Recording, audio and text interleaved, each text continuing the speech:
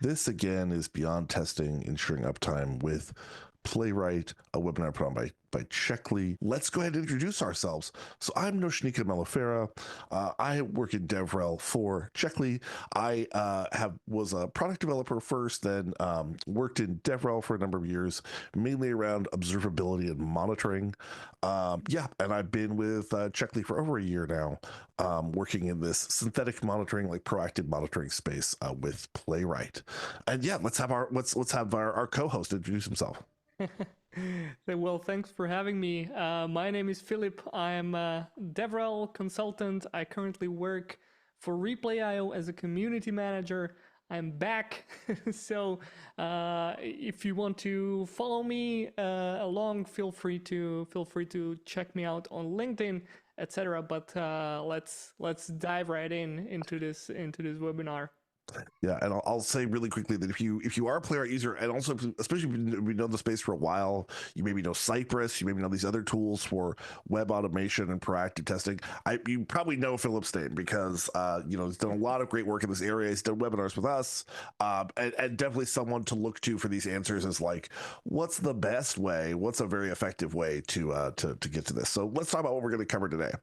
So the general agenda is as follows: we're going to talk about reusable tests, fixtures and other techniques to not repeat yourself in code, request interception to mock out dynamic page components, which if that doesn't make total sense, I promise it will make sense shortly.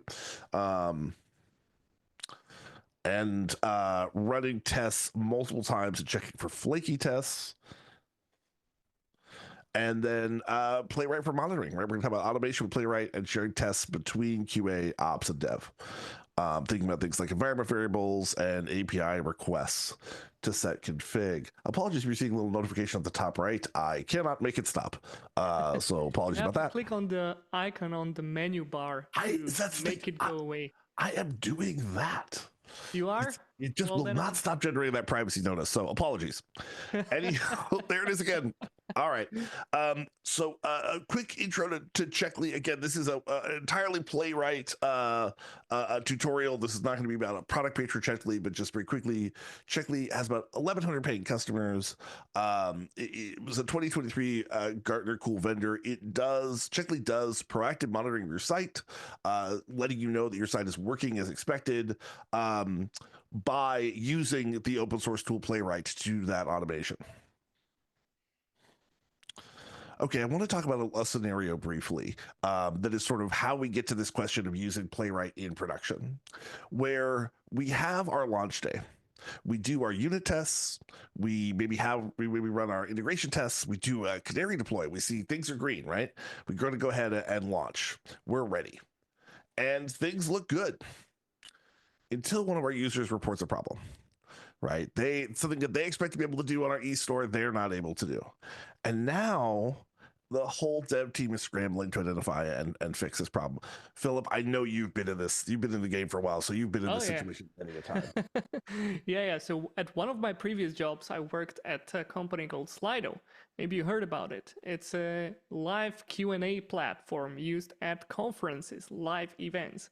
And what we often like to say is that on live events, there are no second chances, Like, so if that, little pop-up keeps coming up on your screen, Nika, we don't get another chance, and it will be on recording. So if you're depending on a software, stakes might be pretty high, and it might not be a live event, but maybe it's a payroll program or service that you're working at. Maybe it's a banking app. So having an incident going into production can be a pretty big deal. Very, very tough. And one of the things I want to emphasize is the way that this is also like out of band, right? It is not just, oh, well, of course you hit problems in development. You have things that don't work the way you expect. But this is, okay, everybody's got to work not on the thing they're assigned, not at the pace that they're assigned. They have to go work this problem completely separately. They're not finding out about a problem as part of their dev cycle. They're finding it out just as a spike randomly at some time throughout the process. So one of the questions I'd put in front of us is, how did we decide that everything was working? I think very often when we do that canary deploy, when we do that deployment, it may be that our tests made us really confident but it's also that we looked at pretty simple tools to say, hey, things are working or not, right? Error messages are being generated or not. We have a hand up. So, Marta, if you want to drop a question in Q&A, I'd be happy to get to it. Or go ahead and drop it in the chat as well, is also open.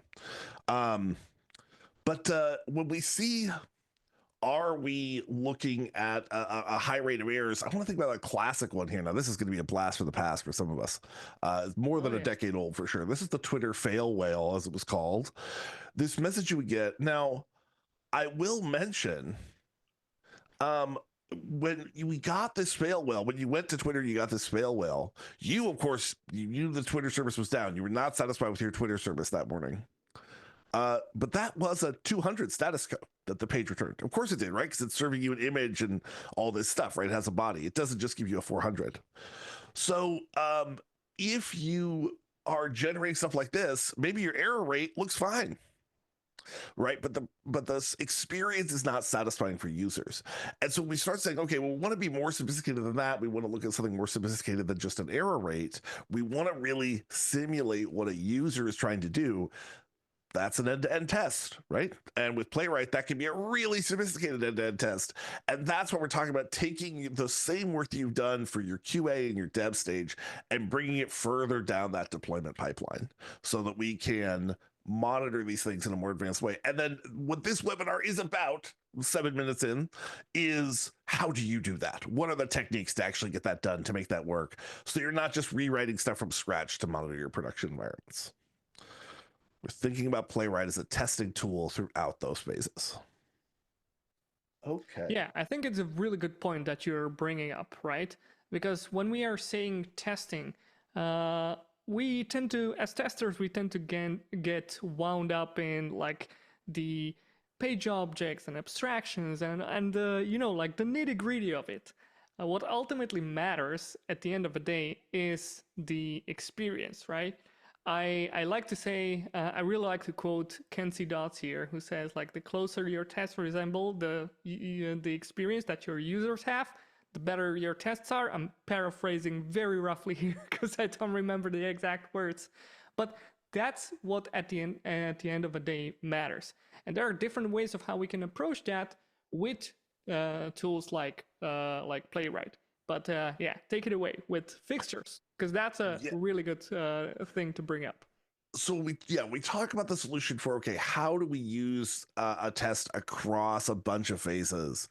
We're really thinking about is how do we make this easy for developers, for people in operations, how to make it easy for them to create these tests. And so that gets us to one of our big ideas, which is to make reusable tests, to identify common flows like login or navigation, encapsulate them in helper functions or fixtures, and that simplifies test maintenance and improves readability. What we're going to get to at the end of this little section is that there are some drawbacks to this. This is not something that we need to do universally, but these are the benefits, right? These are the benefits we're chasing. And by the way, in the chat, there's a great question about like, hey, is it worth switching to Playwright? This webinar kind of assumes that you're down to do that.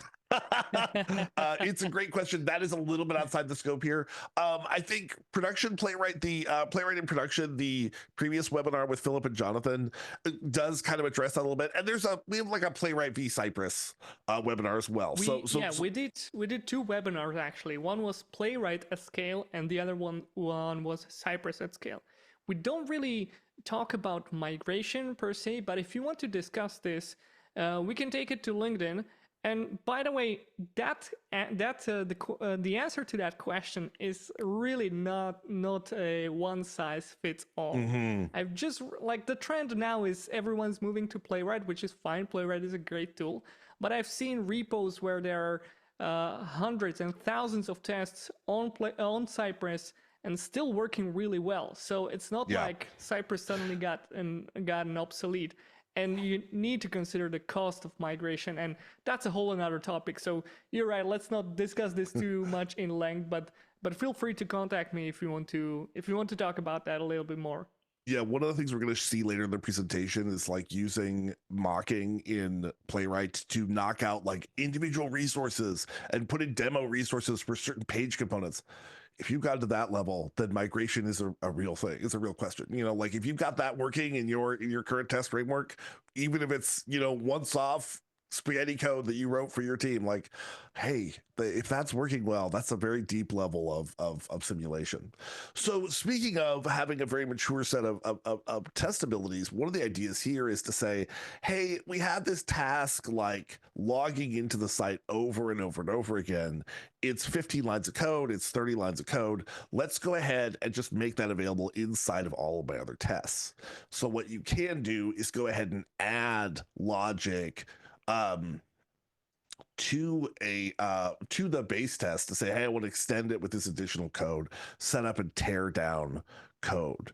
Then what you can do is you can come in and extend that base test, and then within each of the tests, you can go ahead and use that setup code that you had exported previously. And that is a super effective way to say, hey, this is this thing we really want it done the same every time. And that's one of the things you're kind of implying here, right? If it's like, hey, login steps, this way, if you say your login process changes, you only have to update the code in a single place. This kind of gets us to this question that you mentioned. We talked about rehearsal. And by the way, Philip, I forgot to mention, I do this a lot. It's like we talk about something rehearsal. I'm like, I'm going to bring up that's when we talked about it. That's when it came up. But that's fine with me. We get this question, right? Should I or shouldn't I use the page object model? So let's speak to this a little bit. Yeah, I think like this is a question that I mentioned that a couple of seconds earlier, right? We as testers, as test automation engineers, we just love to have these discussions, right? We love to argue and get into the nitty-gritty of the code. At the end of the day, it's really questionable whether that really matters. Now, on the discussion of page objects, I know that page objects are a great pattern to keep your code dry, right? Don't repeat yourself. To have some sort of abstraction layer, take away that complexity, move it out of the test, so it sits in its own module and doesn't pollute your nice little test file, right? But you have to understand that there's not only the benefit of abstraction, but there's also a cost.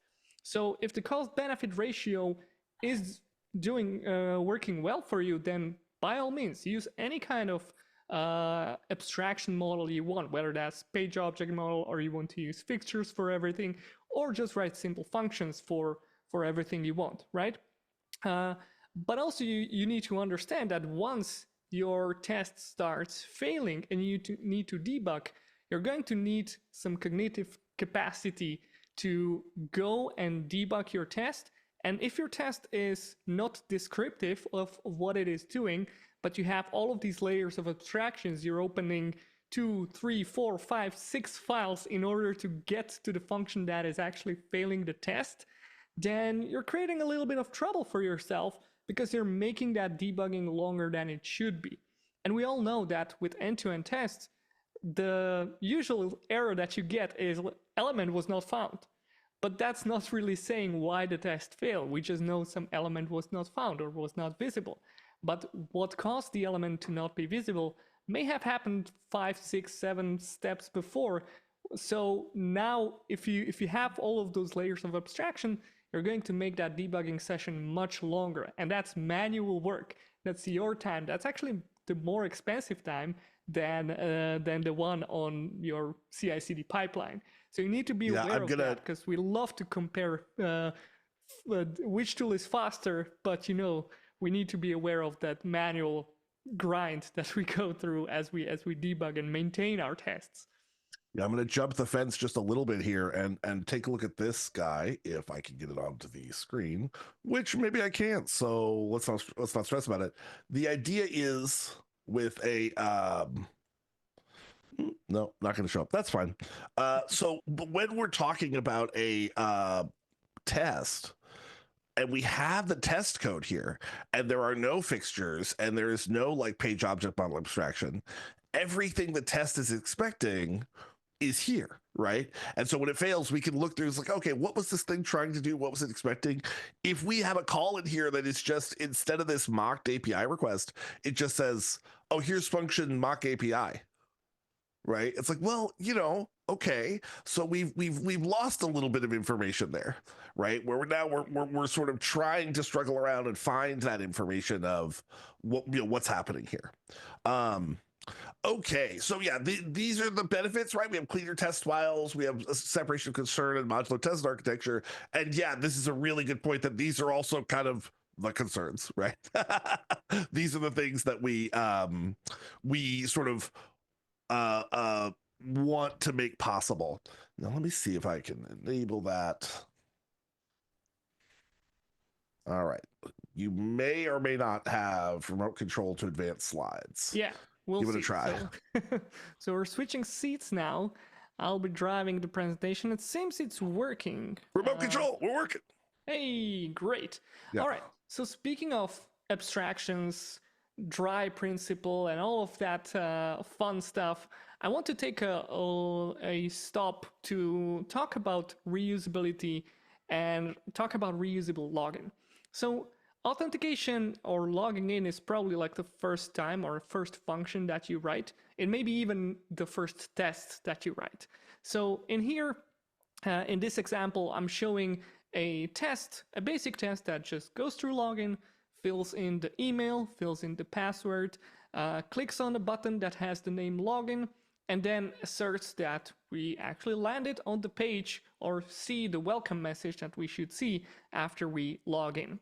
So usually this is something that we need to do all over our test suite, right? So it's only reasonable that we abstract this set of actions. We don't keep that in a test, but we abstract it into its own something. So that something can either be some sort of, hey, here we go. Okay, I went through too far. Here we go. All right. I think the remote is kind of slow or not responding as fast as I would like to, but let me get back to the point. So it only makes sense to abstract it, right? So here's an example of how we can abstract our login sort of in its own module, right? So at the top we see that we have a function that is abstracted into its own login TS file, and then we import that login TS file into our test to be used. So we log into our page, and this way we can use the login at every single test that we have. It only makes sense. There's another approach of how you can choose to make abstractions. We mentioned that, right? Page object model, the pattern for testing. We abstract every page into its own model. I know I haven't done the best job of creating a page object model right here because I didn't abstract the selectors and whatnot, but it may look something like that. We basically abstract the logic and move on. We then use that page object in our test. So here we are. All right, but I want to talk about a different approach, because while these abstractions are really great for not repeating ourselves in the code, they're not really doing a very good job of not repeating themselves in the test execution, right? So let's say you have 100 tests. Even though your function is abstracted in its own file, we are still doing the login sequence, the fill in the email and password and confirm that and redirect to the page. We do that 100 times for 100 tests, which is, let's say, not the best way to approach that. And why is that? Well, we have to do that in most of the tools, at least, because in between tests or in between specs or whatever the logic is, usually the test framework, Playwright in this case, will wipe out all of the cookies and local storage and all of the data of the browser, which is a good thing, right? We want to have our test isolated. But that also means we need to somehow log in every test. Well, instead of going through the login sequence, what we can do is we can take a snapshot of the browser, of all of the cookies and everything, and just log in once, and then reuse that logged in session for all of our 100 tests. So for example, if we have 100 tests, instead of doing the login sequence 100 times, we're just going to do it once. So here's an example of how that can work, right? Here is sorry, let's go back. here's a storage state function, that's the line number 9, where we do the page context, we store the storage state into a file that's called auth.json. So that's the way of how we can take that browser data, save it on the side, and then use it in our test, right? So on line 3 here, test use storage state would be to take that file, put it in our browser, and now we just go to login, we get redirected by the app because, hey, you're already logged in. Go to the welcome page. And we see on line 7, welcome Philip is going to be visible. This test should be passing if everything is done correctly. One thing though, since usually storing that data in a file, in a JSON file, contains some sensitive data or might contain some sensitive data, you really need to remember to put that file into your git ignore. Don't commit that. You don't want that to live in your repo. Even less if you're at an open source company, you don't want to, and your code base is visible, you don't want to be sharing your API keys or something like that with the world, right? All right, so let's talk about a little bit on how is this even possible? Like how do we do that? Well, a simple login, there are different ways of complexity of how login is done, but a simplest form of login works something like this. We have our browser that will load our application, our front end. We have the server that communicates with our front end. So all of those API requests are done between the front end and the server. And when we are doing a login, what we're doing, we're making a call to the server. That server will ask, all right, are these valid, is this a valid combination of login and password? And if yes, server is going to respond. It's going to respond with a cookie, right? So do you want to allow cookies? Usually you do, and even if you don't, these kind of cookies will be always allowed, right? Server login cookies, those you really want to have. So where are those stored? They are stored in a browser. And once we interact with our application in the browser, that cookie will get sent pretty much with every request to make sure that the data that you're requesting, whether it's some to-do list or some assets or whatever, that you can access those. So server will always validate that, make sure that it is that you are able to do that. So those cookies are actually the thing that is important. That is the thing that we want to make sure that lives inside a browser. So the whole spiel of the use storage state is pretty much having a browser that has that authentication inside. This is the same principle that front-end applications use when you open your Facebook, Twitter, whatever, and you are logged in, even though you have shut down your computer and turned it back on. That browser has those cookies stored, so page will now communicate with the server, oh hey, it's you, you're logged in, and voila. And we can use that same principle for our tests. All right, so, and by the way, the same thing goes for our cookie consent message, right? I just mentioned that very briefly, but if you see those cookie banners appear and they actually inhibit your tests, instead of doing some if-else logic in your test, what you can do is you can store the settings of that cookie consent message, which should not appear if you have accepted everything or have set up your settings, and use that same logic for your tests. Now, if you want to take it a little bit further, you don't want to, of course, do the login for every test and store the data in each and every test, right? That would not really be the way to go. The way to go for Playwright, actually Playwright team has been smart enough to do a really good job of making the functionality of test setup available for you. So in this example, I have created a test that is actually called a setup. I'm importing the test functionality as a setup. So I'm calling it setup, although technically it's still a test, but I'm saving it in a file called auth-setup.ts. Now, when I do that separate test file, I'm not going to treat it as a test file. I'm going to treat it as a setup file. And I'm going to create a setup project for that file. So here in my configuration, besides my Chromium and Firefox and Safari and whatnot, I'm adding a setup project which is going to match all of the tests, all of the files that are called .setup.ts. And in my Chromium test, I'm going to use the storage state and use setup as the dependency. So before I run my Chromium files, all of my setup files will get run. So I do my login, I do my cookie consent setup, I do my whatever I need, and only then my Chromium tests are going to run. And this is a really sweet and really nice way of approaching your testing, because you don't have to repeat the execution of the critical steps. You only do those once.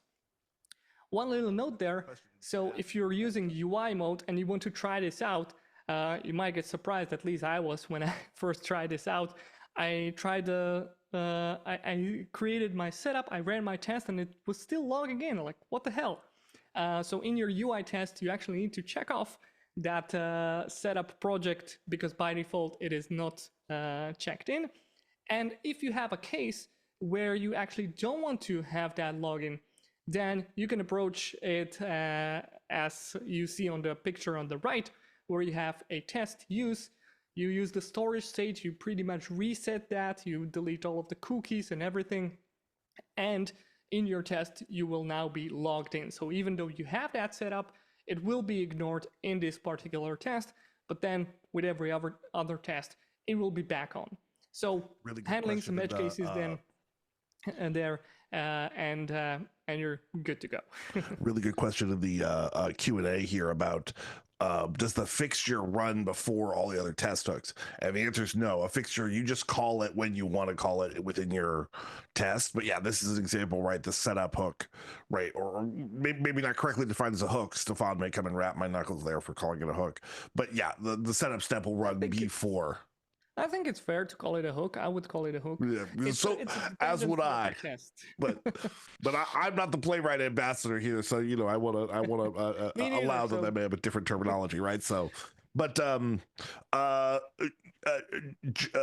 great question, Johanna. Joseph, that's a great question. We'll actually get to that in just a little bit. This question about you're using CI to run your tests, but your environments are behind a VPN, and then is there any other way to use the storage state as Ahmed, which is the page instance should come from the browser's context, which contains the storage state. Is there any other way to use the storage state? I don't know the answer to that one. I mean, I gave one example, which was the annoying little cookie messages that we get on sites as well. So anything that sets the that is saved in the storage state, and you need to either avoid or set up in your test, the storage state is really great for that. Another good example for that might be feature flags, right? Yeah. Usually you have some server communication, of course, but then that setting is saved to your browser, so that the user that gets the A version of the site will have the A version of the site. The user that gets B version of the site gets B version of the site, and it's all stored locally in user's browser. So that could be another example. Yeah, and I will say for the hardcore Checkly users out there, you might be pointing at the screen saying, well, wait, one of the very few ways Checkly runs your Playwright test on a cadence, and one of the very few ways that the Checkly environment differs from a totally standard Playwright environment is that you can't use storage state. And you're thinking, oh my gosh, we're giving all this storage state stuff when it's not usable by Checkly. There are a couple of workarounds that are in our documentation. We're actually adding some new docs on this now, but if you really wish you had a totally native Playwright environment to run your checkly test on a cadence, that is to say, okay, I'm going to run this Playwright test every 5 minutes, every hour against my service. I want it to be completely Playwright native, use the Playwright config, and give you storage state. Get in touch, folks, because we have a beta we would love for you to try out and give us some feedback on that addresses just that. But yeah, that's my little plug for that if you're already a hardcore checkly user. Okay. So reusable login, is it me on the mic? Okay, it's me on the mic for a minute. Okay. Yep. So yeah, so so there's some discussion by the way in the chat about testing against Google two-factor auth.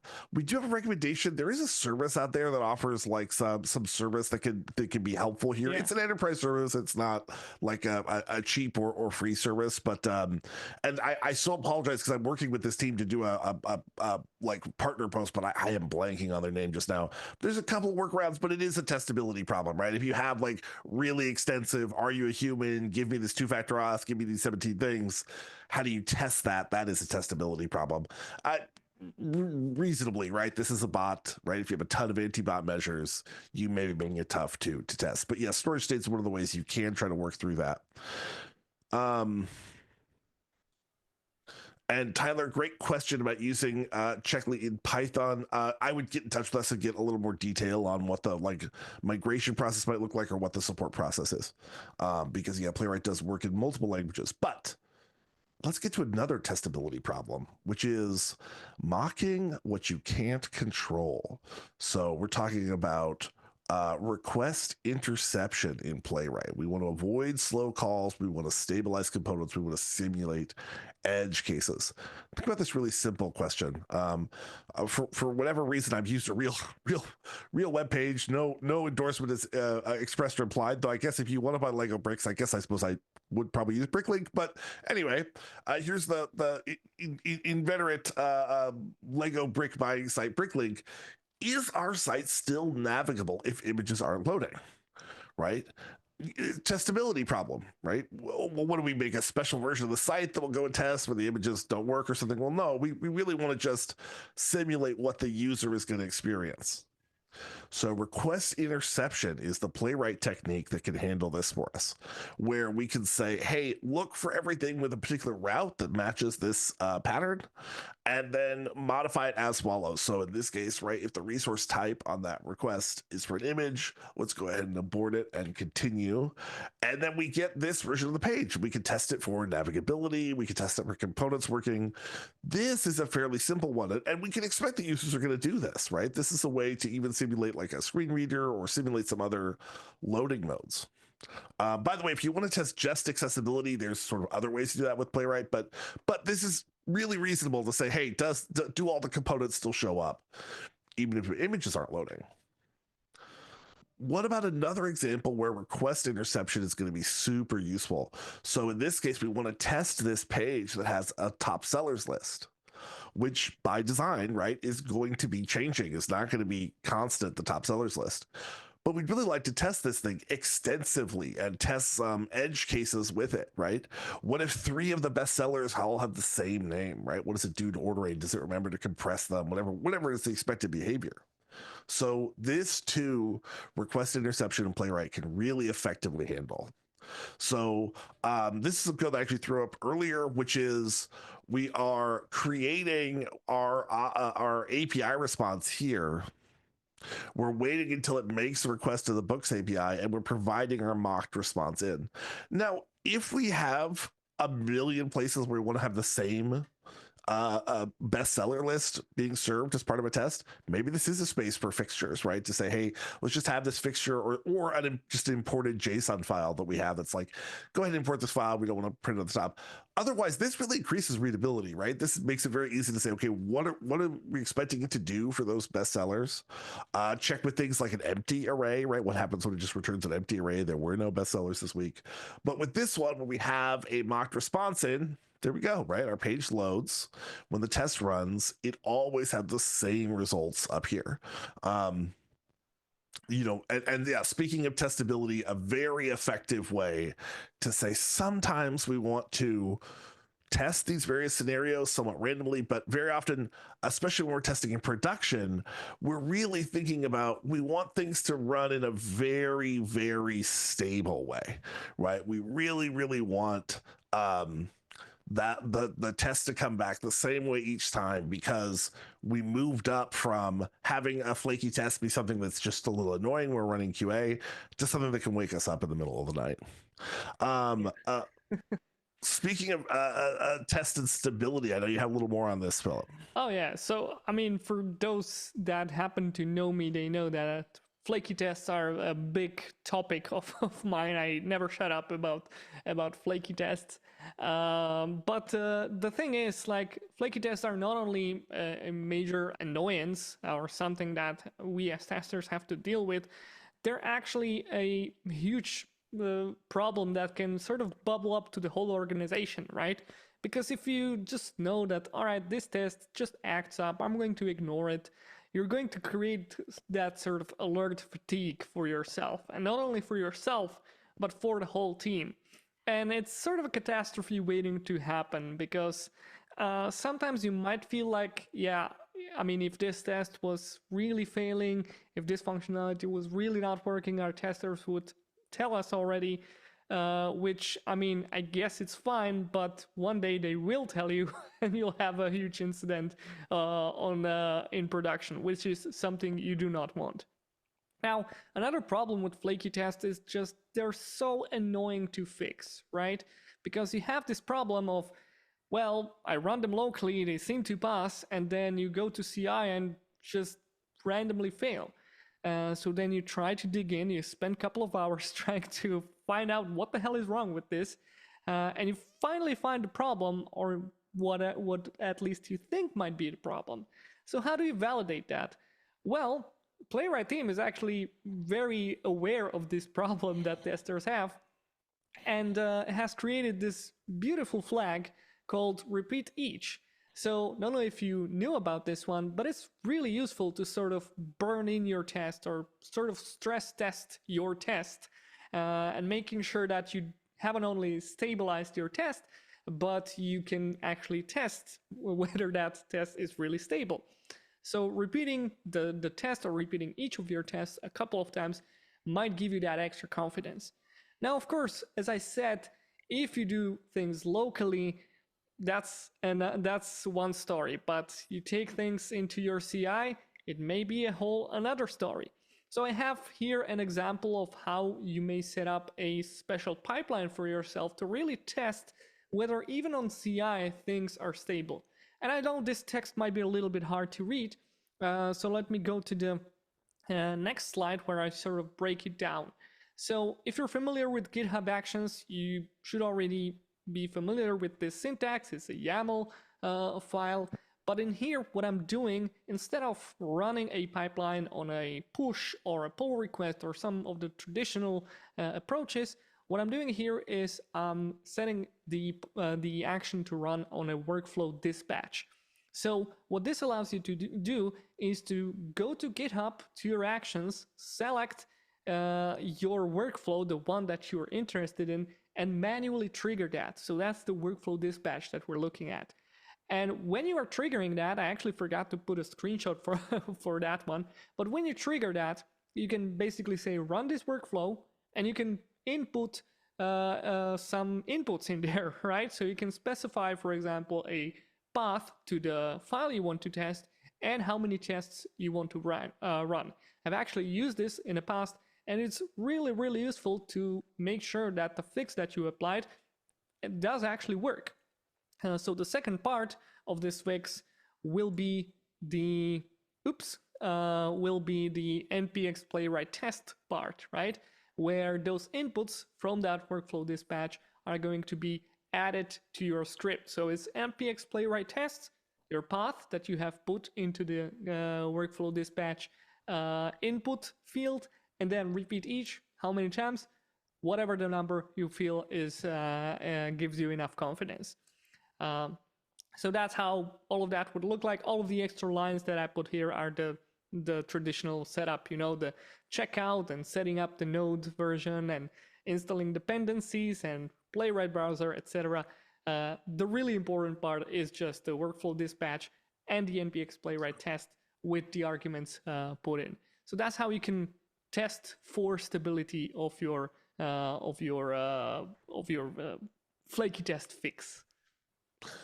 Yeah, so I really like this. I think, this may be the like repeating test, maybe something where it may not make sense if you're running your tests every few minutes to be a check lead to say like, oh, I want to repeat it a bunch of times, but really nice at that like deploy time or pre-deploy to say like, hey, I have a special script with CI/CD that says, okay, I'm going to run this a bunch of times before for example, I push it up to Checkly to run it on the Checkly network, because we have this consideration, talking about considerations with monitoring with end-to-end tests, right?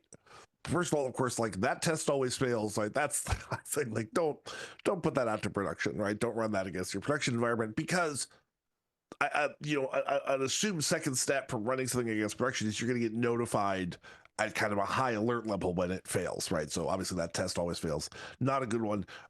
I will say here, if you are setting up, I don't care if you're using Checkly or some other way, if you're setting up alerts for your tests to tell you when they're failing against production, do not, under any circumstances, set it up to be like, if 57 out of 100 tests fail, that's fine, don't alert. But if it's 58, alert me right away. Please, please, please, please. That's fine to do on your laptop.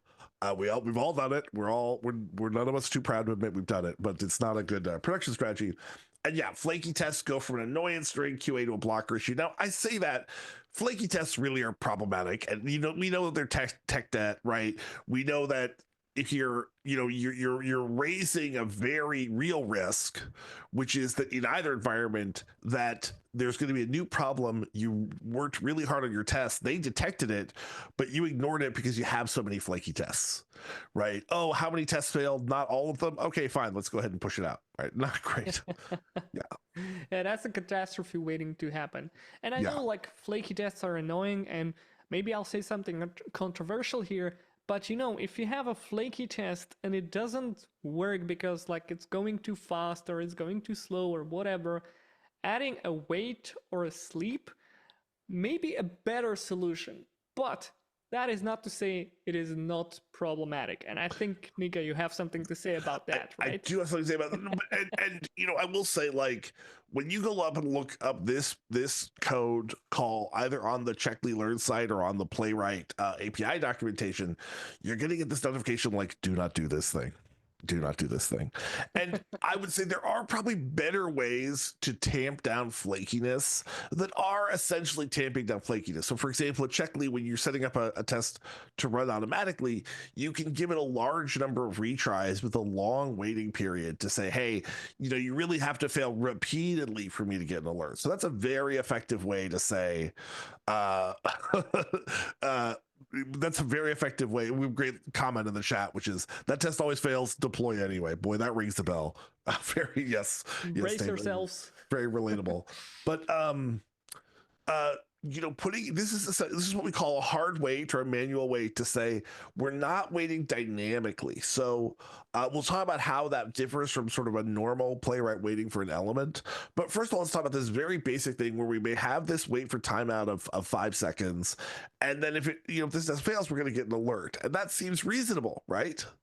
And then we have this little scenario here, right? I'll read it. I didn't read it in the rehearsal, but I will read it now because I won't break the rule of not reading it. Like the phone rings at 2 a.m. We say, hello, monitoring robot. Oh, sorry to wake you up so late, boss, but I was monitoring the web shop and the add to cart button wasn't loaded after 5 seconds. Okay, that does sound bad. Out of curiosity, how long did it take to load the add to cart button? Oh, geez, I stopped the test as soon as it ran out of time, but let's see. Looks like it took 5.02 seconds. Right.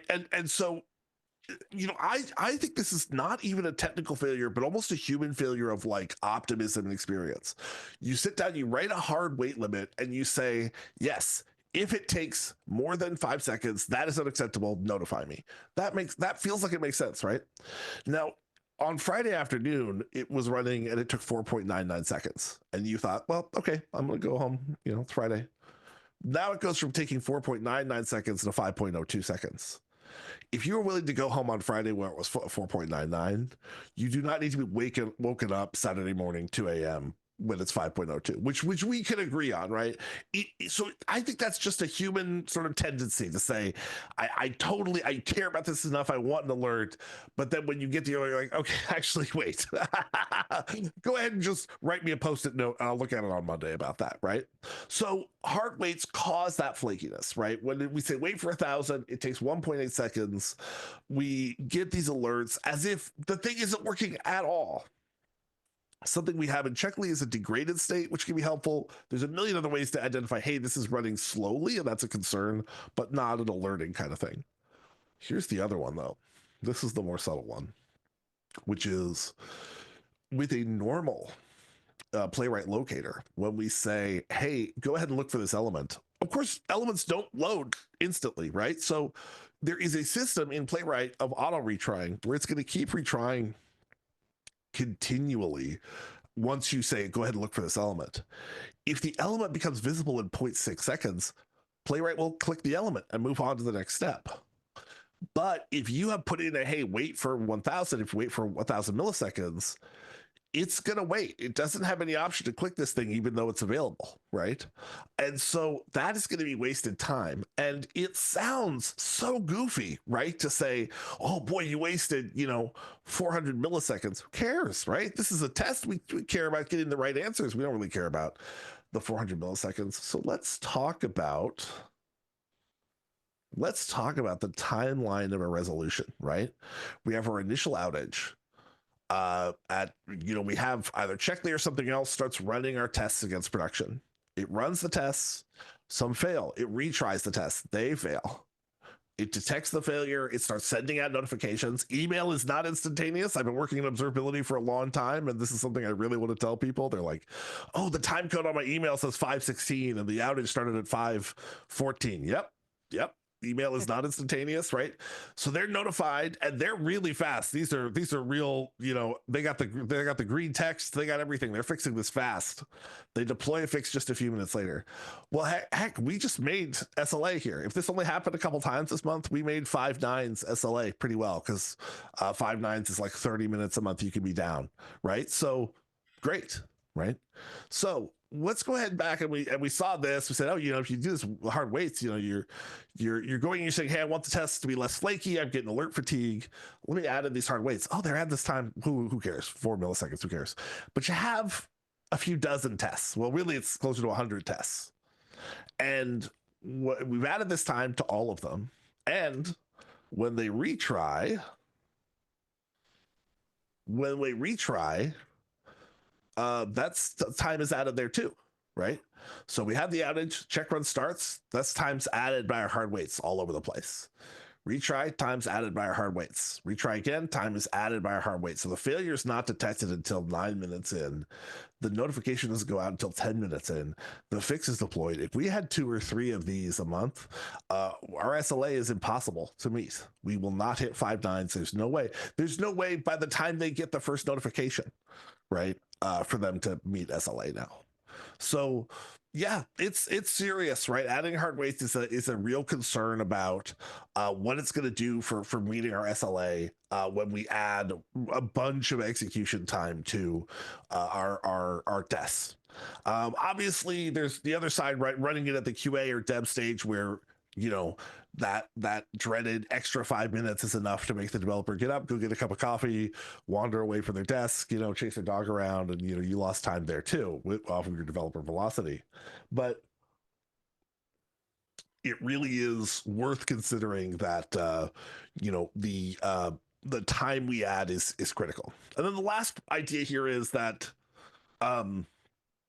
alert fatigue often sounds like this thing that's like a quality of life thing, like respectful communication and work-life balance and stuff. But alert fatigue is genuinely, right, this is a speaking of meeting our SLA, this is a SLA affecting issue very much, right? Where if we are getting enough alerts that we start ignoring some alerts, really you can look at any engineering disaster in the world and you'll find that when people were around and could have stopped the problem but didn't, you'll find, oh, well, they'd received 147 alerts that day, right? They had said, well, we've had this alert, but that thing was always going off. So, even though at this time it was telling them something critical, alert fatigue is very, very critical. Yeah, the thing about that is it never seems like a big deal until it is a big deal.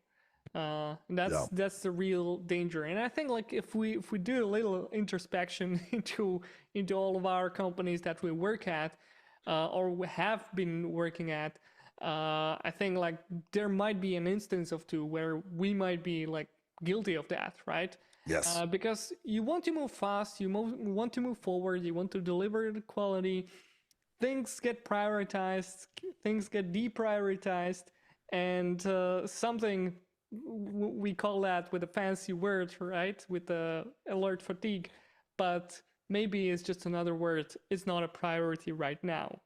Watch out for that. With experience, you do come to notice a pattern of, hey, once I start just like swiping and hitting delete on notifications, not going in and reading them or checking through, that's like, oh wait, I think alert fatigue is happening here. Right. Yeah. Yeah. So these can be the moments that you sort of introspect a little bit. By the way, I just want to come back to Joseph's question about when setting up tests in CI to run against environments that are hidden behind a VPN. What is the best way to give the pipeline to test to give access to these environments? I do appreciate this maybe more of a DevOps question. It is, and there is probably with just DIY Playwright, with you running Playwright from your own environment, there probably is a good like DevOps answer. In the Checkly world, where this is kind of this general question is sort of this is Checkly's bread and butter of running Playwright tests automatically for you. We do have an option called private locations where you're running all the Checkly code, you're benefiting from the Checkly system, but you're able to run it on a private location inside your network. And that's a very, very popular, offering for larger, more mature organizations that have a whole bunch of stuff inside of some network that they're not going to open up to the rest of the world. But yeah, so that's we as terms of the DevOps considerations of running it yourself in a virtual machine, separate webinar coming up. I'm sure I will get to it this year to talk about it. But there is a specific product offering from Checkly on that. So stuff to think about as we explore moving on in the future as we get through our time. Automation with Playwright is a huge component here, right? That you're using Playwright to really, really simulate all the things the user is going to want to do. We've talked about concerns, we've talked about drawbacks, we've talked about ways to like prevent failure states. But at base, right, Playwright's giving us a ton here, right? Playwright is giving us, this is what a user is really going through. We're not having that sense every time we get a report or every time we deploy that we have to go through manually, add a bunch of stuff to the cart, look up our demo credit card number, run it through the thing, check for the emails, do all this stuff. It's like, no, we can automate all that stuff. Fantastic. We can share tests between QA, ops, and dev. It doesn't mean we necessarily share the exact suite. We run things exactly the same way, but what we didn't talk about here, what I would check out, learn.checklyhq.com, which there'll be links down below if you're watching this video recorded to that. You also see it in the chat there. Things like sharing environment variables and API requests to set your config, right? Running an API request before a bunch of your test requirements to say, oh, I'm going to get my config.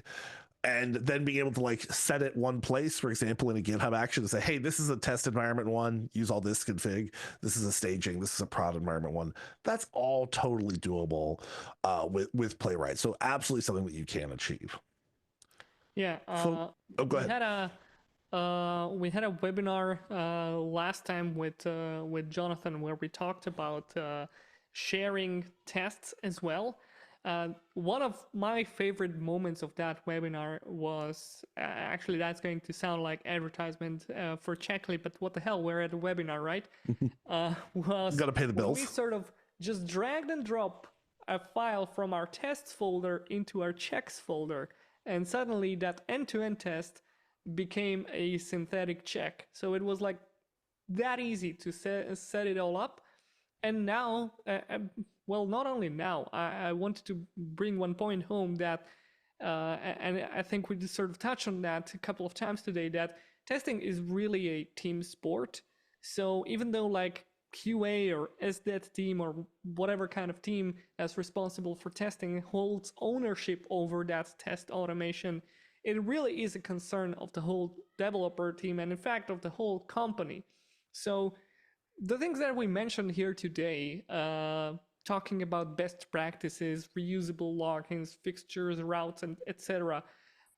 Ultimately, the goal for all of that is to help the whole team bring into the testing and help everyone deliver a quality software, not just have a silo that is responsible for the quality and trying to nag everyone and push and annoy everyone with flaky tests and failing pipelines, etc.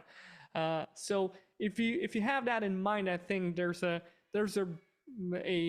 path to success with a good test automation strategy. So that's what a I great wanted question to add. came in on a different topic, which is about visual testing. So this is like taking a screenshot and comparing. Really great questions here. So Perla, apologies if I'm mispronouncing your first name. Not what I'm feeling, but Perla, on visual testing topics, so the comparisons between the taken snapshots and the compared UI state are the same. How do we deal with the deterministic rendering and different loading times in complex websites? Really great question.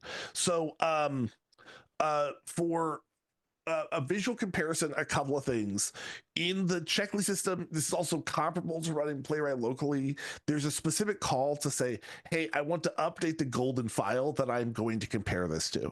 And that works with visual comparison, where you're saying, obviously, you're going to compare it to a snapshot. What snapshot are you looking at, right? But then also, it does work as well for like grabbing a JSON response and saving that out to a file and saying, okay, I want my ideal golden response is in this file. And so both running locally with Playwright and with running through the checklist system, you can add a flag with the checklist CLI to say, hey, go ahead and update your files now. So maybe that's at deploy time. You know that response is changing. You know that it's changing visually. You want to go ahead and edit it. There is actually some more sophisticated stuff there. So request interception is one thing that we covered in this, which can help where you're saying, this part's dynamic. Go ahead and autofill that. You can also mask components for a visual regression snapshot, and you can even say, go ahead and capture a snapshot of just this element and then be comparing it against that element. Now, all of this is maybe aligning the fact that you should not base your like test coverage on visual comparisons. Like that is, I would say, unwise, right? That like if you have a specific problem that you want to solve with a visual comparison, like we're using these third-party font APIs and they're not always working. They're working in unexpected ways for some users. Great, then go ahead and that's a very smart thing to do. If you want kind of a sanity check on top of your test coverage to say things look the same, right? Or they look the same within X number of pixels, that's great. And one of the really powerful things about using Checkly here is that since it uses a consistent running environment, your rendering will be the same each time. Where if you're doing it off your laptop, that's not going to work, right? There were like little Chromium updates in the background, right? And now suddenly it's rendering a little differently. But yeah, so that's the my response is there really are tools to mask and control what you're seeing in request interception. You really can get it nice and consistent, but it should not be the number one way that you're monitoring your site because one way to put it is you're worried about users reporting problems. They're not going to call you up because the margins between paragraphs have changed by 10 pixels, right? They're not concerned about that. So this should be a backup to your main test coverage. But really good question. I totally agree with that. Visual testing is really hard. It seems like a easy enough idea, or like just comparing screenshots, we'll just grab it all and see where the difference is. But the reality of that is that you are going to get, you are going to learn about, Docker and environments and making sure that things stay pixel perfect. But then you want to update things, so you push that off. Like there's just like such a can of worms opens up with visual testing. And but don't get me wrong, like there are places, there are situations where that makes total sense and it's actually the best approach. But if we're at a Playwright webinar where we are talking a lot about functional testing and making sure the functionality works. Adding visual testing on top of that might be really hard. It might not give you the benefits that you might expect. I have definitely been there. I'm not saying I'm the biggest expert, but we talked about alert fatigue, and we got a lot of that with visual testing just for a simple website. We just did a snapshots of websites. We got so many alerts, so many warnings that things have shifted, and in the end it was a image that did not load, a Chrome update, animation, whatever. Yeah. There are just like so many problems, like with non-deterministic like notifications that show up. Yeah.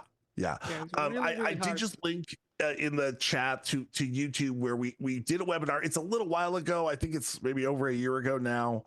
But we did a webinar fully on the visual regression testing with Checkly. So Perla, that is going to be super helpful. It's got the examples of like masking out components and screenshotting single components and stuff. So that can be useful. Philip did remember the name of the provider that I was trying to think of earlier for two-factor authentication, which is Mailosaur. It is not like a free service. It is like a service for a production team, but it is really nice. It is what our support team recommends. And if the Mailosaur people end up watching this webinar, I promise I am getting back to you. We are going to do a partner post, and we're going to look at doing some of that partner content, I promise. But because I really do think it's quite useful for some specific applications.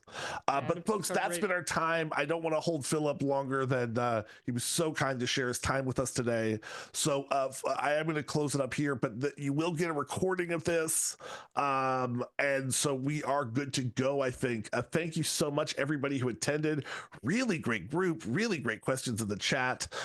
If you don't feel like you got your questions answered, go ahead and hit up support at checkthehq.com, or you can go get in touch with me on Twitter, x.com, I suppose. All those techniques, find me on LinkedIn, all that good stuff. Philip, we put up your site link. It'll be down in the video description as well. Go find Philip on LinkedIn. You set yourself to notify on his posts because they're good stuff, folks. There's good recommendations. But Philip, other stuff you want to plug?